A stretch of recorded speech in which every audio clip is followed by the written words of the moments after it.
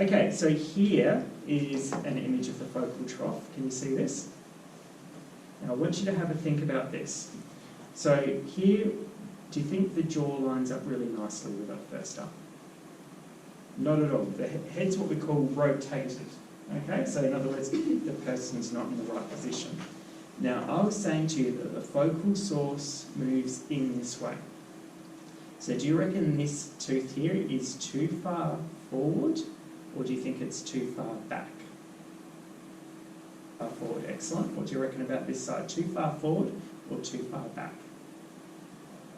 Too far back. So if it's too far back, it's going to have an increased distance to the sensor, isn't it?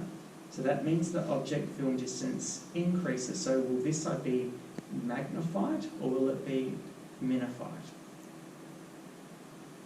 Magnified, excellent. And this side would be? Minified, excellent. Okay, opposite. So this side here is now going to be too close to the sensor.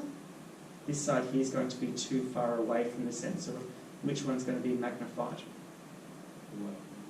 Yeah, and this one will be minified. Okay, so the same thing happens with your teeth as well when you're trying to position around the anteriors. As I said, you've got this 3D curve.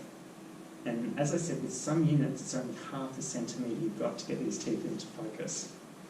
Now, diagram A here shows someone with a normal class 1 occlusion. So what do you notice if this red area is the 3D trough? How do you think this will turn out on an X-ray? Nice, good. It's a beautiful image, it's captured well. Okay, so in other words, you'd clearly be able to see the crowns, you'd clearly be able to see the roots. Yes? Okay, image B, what you see here is this is a class 2 div 1 with large OPG. Now first of all, if we have a look at the teeth, what do you think about the angle of them? They're very angled, so they're stuck out, aren't they, okay? And sometimes you can't help this on patients, okay? So for instance, if you have a really severe class 2, what you're going to find is the teeth will be stuck out on a weird angle. So what that will mean is here you'll see the crown will be exposed quite nicely. The top of the crown will be exposed quite nicely as well. But what do you reckon about the roots? They'll be distorted, yes. So they're going, you actually see them go quite fuzzy.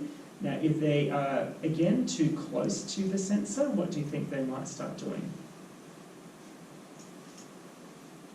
So that's going to increase object film distance. They can magnify and go blurry a bit. Okay?